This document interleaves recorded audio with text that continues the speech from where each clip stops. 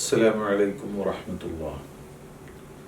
بسم الله والحمد لله والصلاة والسلام على أشرف رسول الله سيدنا محمد وعلى آله وأصحابه الفائزين برضا الله أما بعد. ബഹുമാനികളെ, പരിശുദ്ധ റമളാൻ നമ്മിലേക്ക് സമാഗതമായി. അല്ലാഹു സുബ്ഹാനഹു വ തആലയുടെ അനുഗ്രഹങ്ങൾ ധാരാളമായി വർഷിക്കുന്ന ഈ മഹത്തായ ഈ സംരംഭം, ഇത് വേണ്ട വിധത്തിൽ ഉപയോഗപ്പെടുത്താൻ ആവശ്യമായ പ്രവർത്തനങ്ങളുമായി നമ്മളെല്ലാവരും സജീവമാണ്. സമസ്ത കേരള ജംഇയ്യത്തുൽ ഉലമയുടെ, അതിൻ്റെ കീഴ്ഘടകങ്ങളുടെ, അതിൻ്റെ മത സ്ഥാപനങ്ങളുടെ ഒക്കെ എല്ലാ ചാനലുകളും സജീവമായ കൂട്ടത്തിൽ നമ്മുടെ ഏറ്റവും പ്രധാനപ്പെട്ട ജനകീയമായ സംവിധാനമാണ് അൽബിർ എന്ന് പറയുന്ന ചെറിയ വിദ്യാർത്ഥികൾക്ക് വേണ്ടിയുള്ള നമ്മുടെ ഈ സംവിധാനം. ഈ സന്ദർഭം ഉപയോഗപ്പെടുത്തി ഇസ്തിഖാമ എന്ന പേരിൽ, അഥവാ യാതൊരു വളവും തിരിവുമില്ലാതെ സ്ട്രെയിറ്റ് വേയിൽ കൃത്യമായ ചലനം, അതാണ് ഇസ്തിഖാമ. അങ്ങോട്ടും ഇങ്ങോട്ടും ചാഞ്ചാട്ടമില്ലാതെ കൃത്യമായ നേരായ മാർഗത്തിലൂടെയുള്ള ചലനമാണ്, പ്രയാണമാണ് ഇസ്തിഖാമ എന്ന് പറയുന്നത്. ഇത് വളരെ പ്രധാനപ്പെട്ടതാണ്. ഈ പേര് തന്നെ ഇതിന് നൽകി. വിശുദ്ധ റമളാനിൽ ഇങ്ങനെ ഒരു പരിപാടി നടത്തുമ്പോൾ ഈ വിശുദ്ധ റമളാനിൽ ഇസ്തിഖാമയുമായുള്ള ആ റമളാനുള്ള ബന്ധം എന്താണ് എന്ന് നമുക്കൊന്ന് ആലോചിക്കാം. ഇസ്തിഖാമ എന്ന് പറഞ്ഞാൽ എന്താണെന്ന് നമ്മൾ മനസ്സിലാക്കി. എന്നാൽ വിശുദ്ധ റമളാൻ നമുക്ക് നൽകുന്ന പ്രധാനപ്പെട്ട പാഠം എന്താണ്? അള്ളാഹുവിനെ സംബന്ധിച്ചുള്ള ബോധം. നേരിട്ട് അള്ളാഹു സുബ്ഹാനഹു വ തആല നമ്മെ നിരീക്ഷിച്ചു കൊണ്ടിരിക്കുന്നു.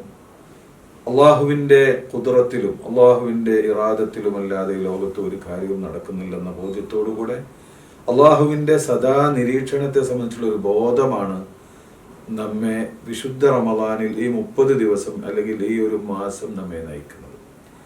ആ ഒരു ചിന്ത നമ്മിൽ ഉണർന്ന് പ്രവർത്തിച്ചു കൊണ്ടിരിക്കുകയാണ്.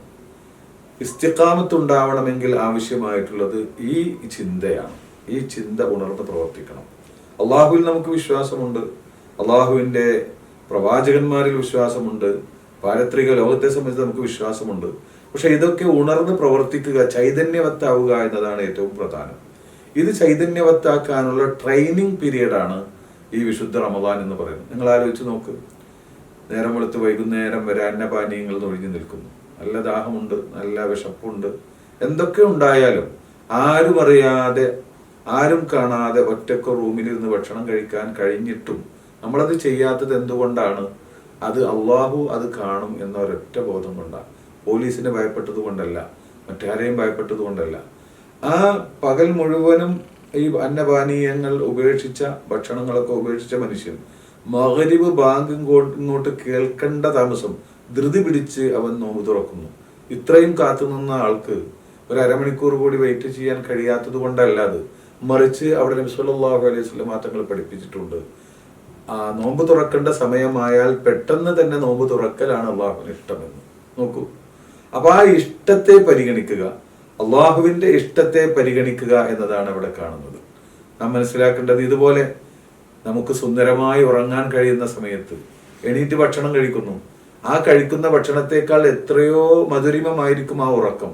എന്നാലും നാം അത് ഉപേക്ഷിക്കുന്നു. എന്തിനു വേണ്ടി? അവിടെ അത്താഴം കഴിക്കൽ അള്ളാഹുവിന് ഇഷ്ടമുള്ള സംഗതിയാണ്.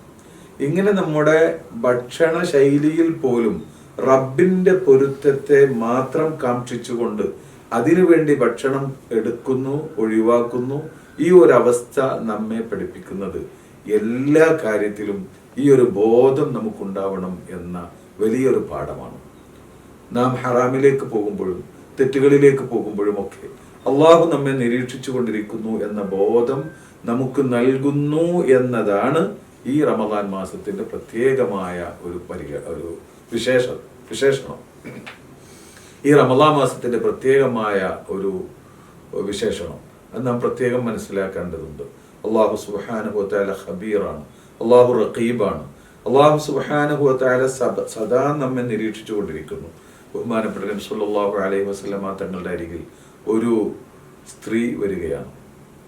ആ സ്ത്രീ വന്നുകൊണ്ട് നബി സല്ലല്ലാഹു അലൈഹി വസല്ലം തങ്ങളോട് ചില കാര്യങ്ങൾ പറഞ്ഞു. തൻ്റെ ഭർത്താവ് തന്നെ എന്നേക്കുമായി മൊഴി ചൊല്ലുന്ന പ്രയോഗം നടത്തി. അഥവാ ഇനി ഒരിക്കലും തിരിച്ചെടുക്കാൻ കഴിയാത്ത വിധത്തിലുള്ള ഒരു പ്രയോഗം. ജാഹിലിയ കാലത്ത് അത് വ്യാപകമായിരുന്നു. ലിഹാർ എന്നാണ് അതിന് പറയുക.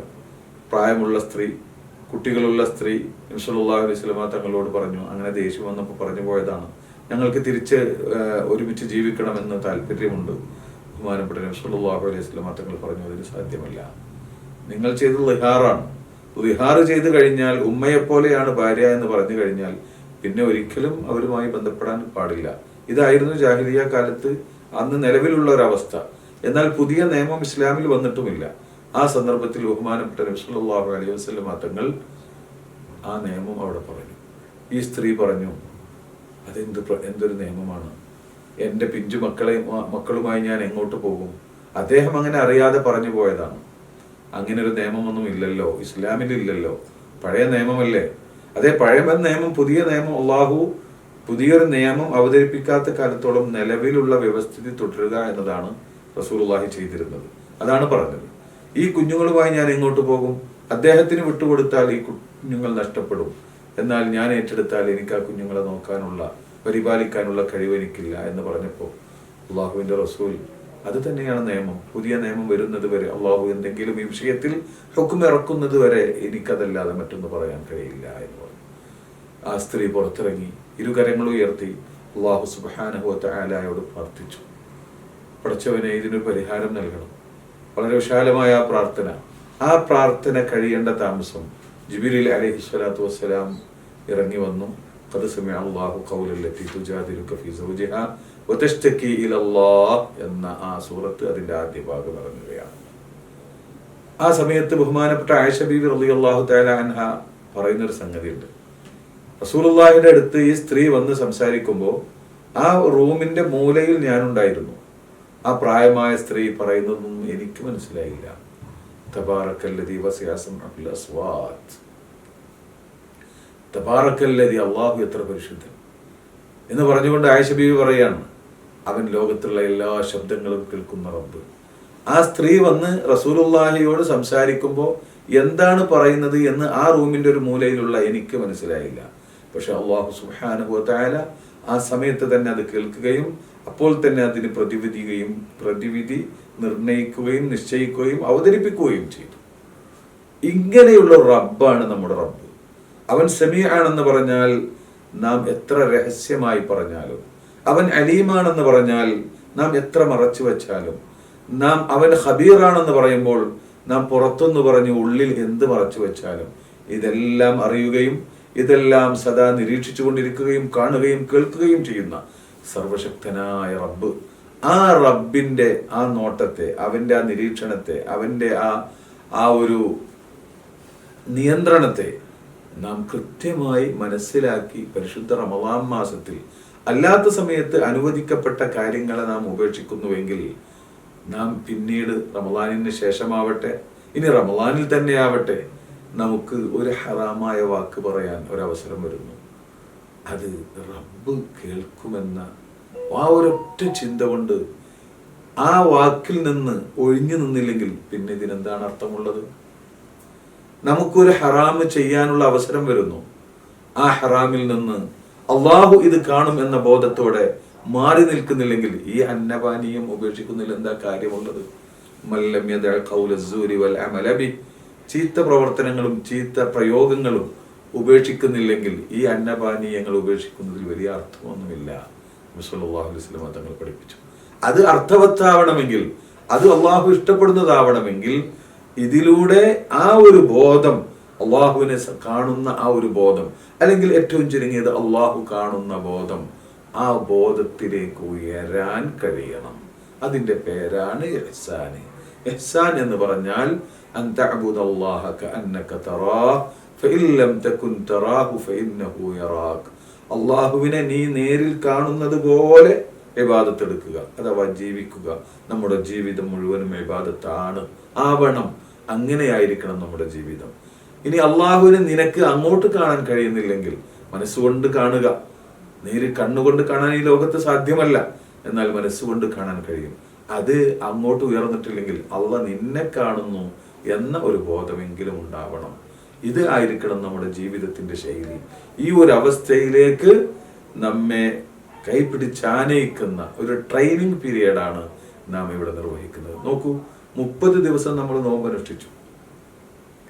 31ാമത്തെ ദിവസം നേരം വെളുത്ത ആദ്യം തന്നെ ഭക്ഷണം കഴിക്കണം എന്നാണ്. എന്താ ഒരു ദിവസം കൂടി കൂടുതൽ നോമ്പ് പറ്റൂടെ? ഇല്ല. കാരണം എന്താ? അന്ന് നോമ്പ് നോക്കാതിരിക്കലാണ് അള്ളാഹുവിന്റെ ഇഷ്ടപ്പെട്ടത്. അള്ളാഹുവിന്റെ പ്രീതിയിലേക്ക് നമ്മെ നയിക്കുന്നത്.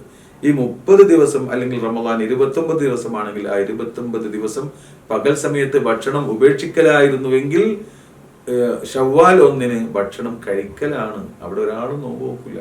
കാരണം ആ നോമ്പ് അള്ളാഹു അംഗീകരിക്കില്ല.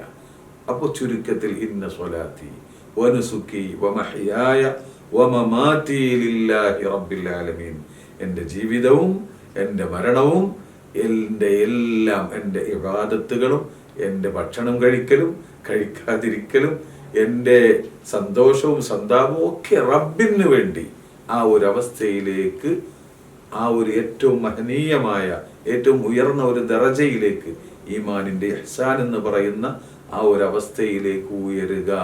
ആ രൂപത്തിലുള്ള തഖ്വ ഉണ്ടാവുക. ആ തഖ്വ നിങ്ങൾക്കുണ്ടാവാൻ വേണ്ടിയാണ് ഈ നോമ്പിനെ നിർബന്ധമാക്കിയിട്ടുള്ളത് എന്ന് അല്ലാഹു സുബ്ഹാനഹു വ തആല പറഞ്ഞതുപോലെ ആ ഒരു അർത്ഥത്തിലേക്ക് ഉയരാനുള്ള ശ്രമം നമ്മുടെ ഭാഗത്തുണ്ടാവണം. അതിന് വേണ്ടത് ഈ ചെയ്യുന്ന കാര്യങ്ങളൊക്കെ എന്തിന് എന്ന ബോധം ഇതൊക്കെ ചെയ്യുമ്പോൾ ഉണ്ടാവണം. അതാണ് റസൂലുള്ളാഹി പറഞ്ഞത്. മൻ ഖാമ റമളാന, മറ്റ് ഖിയാമിനെ സംബന്ധിച്ച് പറഞ്ഞിടത്തും മൻ ഖാമ റമളാന ഈമാനൻ വഹ്തിസാബൻ എന്ന് പ്രത്യേകം പറഞ്ഞത് അതുകൊണ്ടാണ്. ഈ ഒരു വിശ്വാസത്തോടു കൂടെയും കൂലി പ്രതീക്ഷിച്ചിട്ടുമാണ്. ഇതുവരെ ഭക്ഷണം കഴിച്ചു, വല്ലാതെ വിശപ്പുണ്ട്, അതുകൊണ്ട് പെട്ടെന്ന് നോമ്പ് തുറക്കണം, അതല്ല നമ്മുടെ ലക്ഷ്യം. അവിടെ നോമ്പ് തുറ പെട്ടെന്ന് ആക്കൽ സുന്നത്താണ്. ആ ഇഹ്തിസാബോടുകൂടെ അത്താഴം കഴിക്കൽ സുന്നത്താണ്. അത് അള്ളാഹുവിന്റെ പൊരുത്തം സമ്പാദിക്കുന്ന സംഗതിയാണ്. ഇങ്ങനെ ഇതൊക്കെ റബ്ബ് കാണുന്നുണ്ട്. ഈ പാതിരയിൽ ഞാൻ ഈ ഭക്ഷണം കഴിക്കുന്നത് എൻ്റെ ഹസനാത്തിന്റെ ഏടുകളിൽ എഴുതപ്പെടുന്നുണ്ട്.